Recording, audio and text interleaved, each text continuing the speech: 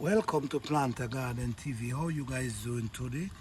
Today I want to show you guys something, and I did this on purpose because I want to show you guys what could happen if the container is not too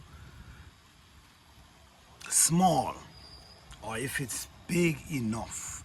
Let me show you something. This is a broccoli plant, and it's a pretty healthy looking plant.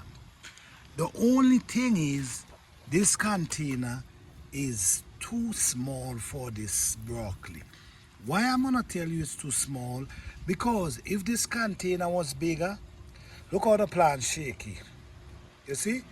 Very shaky. Even though I plant this broccoli very deep, there's videos I show with this broccoli very deep, but look at what's going on now. Now it's getting bigger, and guess what happened? The root is not strong enough for this plant.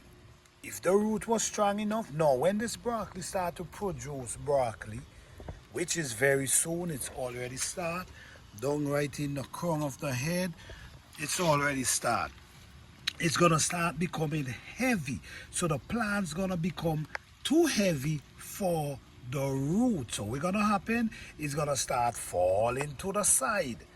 You see, this is not good. This is why I always recommend big containers for plants.